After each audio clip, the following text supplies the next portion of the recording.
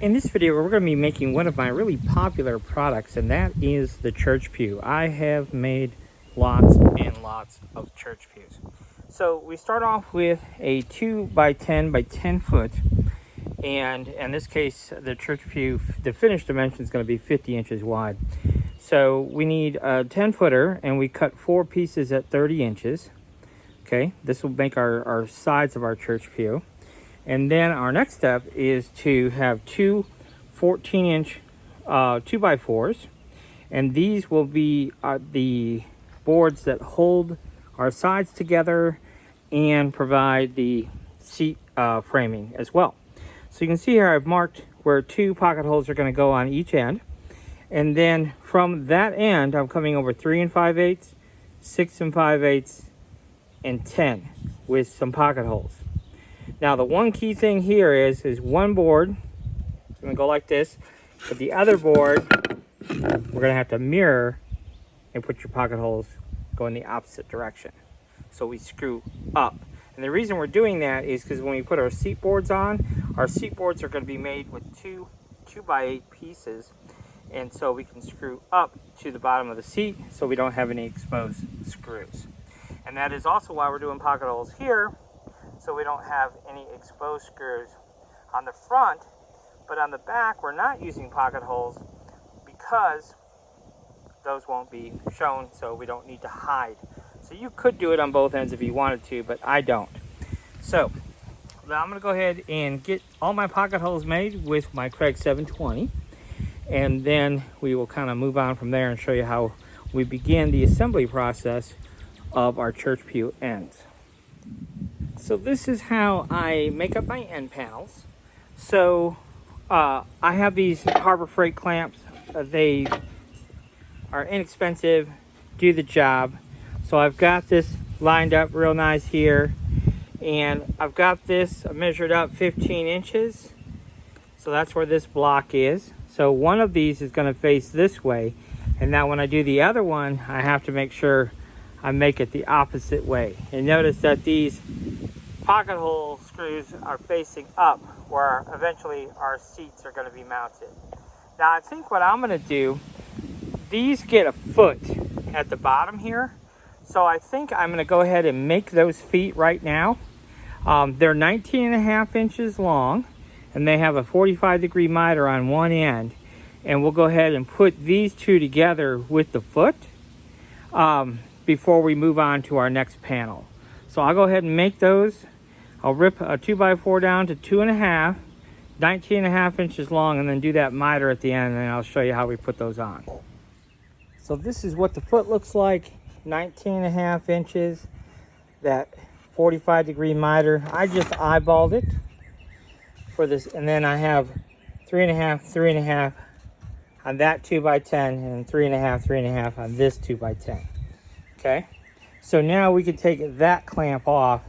We no longer need it, and we could, in all honesty, take that one off too, because we probably don't need it either. All right, so maybe that's what I'll do. I'll go ahead and take these clamps off, and then what we're going to do is we're going to measure up from the bottom of this to 29.5 and put our template to cut our shape up top there. So here's the template that I use. And so what I typically will do is I will make one and then cut this out, and then I'll use it for the second one. So they are more or less absolutely exact. Because you see my template's not quite the same width here. So I just line that curve up, mark it, and then that's pretty much it. So I'll go ahead and cut that out with my jigsaw. And then, like I said, I'll make that secondary panel and then use this panel as the template for the other one. So I'll go ahead and get that done. We'll move on here. So you can see we now have our 2 finished ends. And so now what we're going to do is we're going to do our back framing piece and our front framing piece. And these for this bench are going to be 46 because the overall bench width is 50. So I will go ahead and cut those two 46 boards out of some 2x4s. So you can see what we did there. We just lay these panels flat, and I got my 46-inch 2x4 pre-drilled, some holes for 3.5-inch screws, and then we're going to just flip the whole thing over and do the same thing on the front, except we're going to be using pocket holes to put that board in place. I'm kind of glad I did this, just so you can see it's not a huge deal. But I forgot to put some pocket holes in that front apron piece there. And we're supposed to have a couple to screw our seat board down to on that front edge. So, yeah, made a little error there. So what we need to do is break out the other Craig jig for, I forget what the number of this one is, but this is a handy little trick. I don't know, I saw it somewhere, but we put a screw right on the other side of that, and then we can just hold it with our hand and drill the hole. So you can see I already drilled that first hole there. So anyhow, that's what we're gonna do. And we're gonna put 4 across the front here. So that's my plan. So we just move that screw down, and that will keep it from wanting to walk that way when we're drilling. So, and then we don't have to break out the clamp and all that monkey business. So I'll get those drilled in the front, and then we're gonna put in 2 intermediary boards that I've already got made. So let me go ahead and get this done, and then I'll show you that next step. All right, so we now have all of our seat framing in place.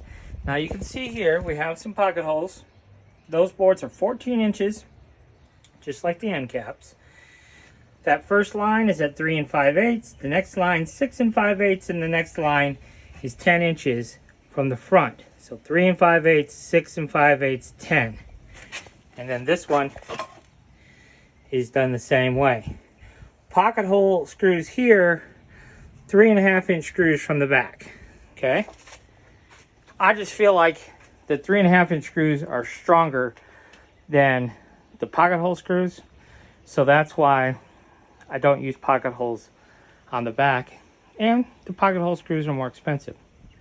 So now what we're doing is we're going to measure. That front board should have been 46. So we're going to double check that measurement, but I think what I'm going to do, I usually cut it 1/8 to 1/4 long, just so we have a really nice snug fit on our seat boards.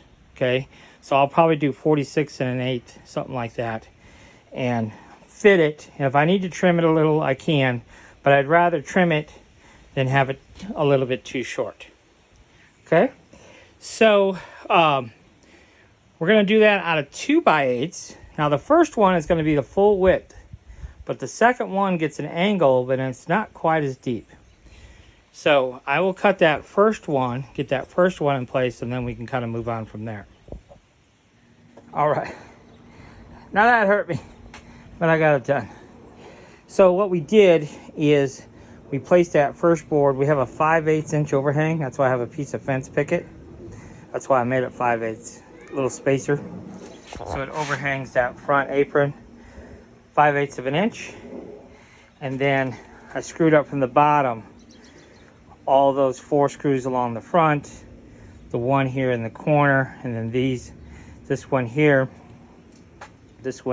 and that one there. So that first board's in place. So now we're going to cut that next board. It needs an 8-degree bevel on the back of it, and it needs to be 6 3/8 deep.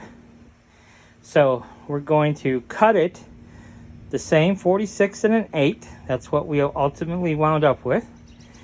And then we're going to rip it through the table saw with an 8-degree bevel, 6 3/8.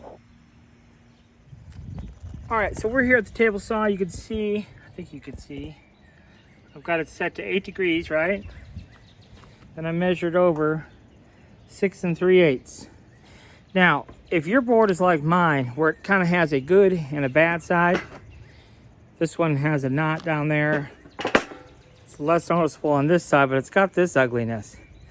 So point being is if you have a board that you feel has a good side or a bad side, when you go to put your angle on, just make sure your good side is facing up when you add the angle, because the angle is going to be added like this. Okay, so we want to make sure good side's facing up. All right, so I'll go ahead and get this cut. So now you can see we have that bottom 2x6 in place. 2 pocket hole screws. And then we put in 4 3.5-inch screws, screwing through this 2x6 into that seat board. And when we do that, it really adds a lot of rigidity to this bench. Now the next 2 boards just are 46 1/8 with some pocket holes, but we also have to go down. So we have to go down with some pocket holes and into the sides with pocket holes. And of course, that very top board, we have to do a little bit of cutting on. So we'll go ahead and get this next board in place. We'll cut it 46 1/8, add our pocket holes where we need them, and continue on the process. So there you can see what that's looking like, looking good. And then on the back side here, 2 pocket holes there, 2 there. And I just measured over 16, 16. And put those 2 pocket holes right inside there. So we just have the one more board to go, but we got to add a little scoop at each end. So I will go ahead and cut that one. I'm going to cut it like 46 3/16. That last one I just make just a whisker longer. I can always take a little off, but I'd rather have it fit tight than fit loose. So I'll make that a 1/16 longer. Cut those scoops in there. I've got a template for that. And of course, if you do get the plans, we give you that template for the scoop. And this will be wrapped up. So let me go ahead and get that done and show you what that looks like. So you can see here, we have marked with our template that little scoop that we're going to cut. So I'll get those cut, get my 2 pocket holes here, 16 and 16 pocket holes, and then we'll get it put on our bench. I'm just going to cut this out with my jigsaw. Okay, so that's what it looks like all put together. We'll show you the back side here. So you can see we did 2 pocket holes there, 16, 16 from the ends, 2 pocket holes there. And that's what the back side looks like. So I'm going to give it all one last little final sand, get rid of any fingerprints, what have you, and that will be that. Now, there is one other thing that we could do. I'm not going to on this one, but to hold these right together at the top, we could drill a 3/8-inch hole and drive a 3.5-inch screw and then dowel the hole. Like I said, I'm not going to worry about it because it is supposed to be a rustic church pew bench. But that is one thing that we could do if you wanted to. The reason I bring that up is because this one here is not exactly perfect. But honestly, like I said, it's meant to be a rustic church pew bench. So I think for its purpose, it'll be perfectly fine. Super, super sturdy. All right, so I will give it one last final sand, get it staged up a little bit, show you the finished product. So there it is. We got it all sanded up. This is a pretty straightforward project. So once you've built a couple of these, you can definitely get them done like, I don't know, maybe 2 to 3 hours, something like that. They go together pretty quick. So I hope you enjoyed this one. This one, we sell our 6-foot church pews for $189, and then of course tax as well. And then we always offer delivery too. Sometimes you can pick up $20, $30 extra just by offering to deliver it. So $189 is what we charge for a 6-footer, and I think we charge $139 if we go 4-foot.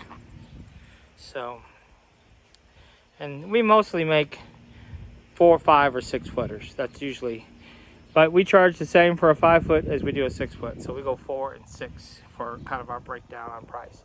And I have done these at 10 foot long as well. I made a bunch for a restaurant one time.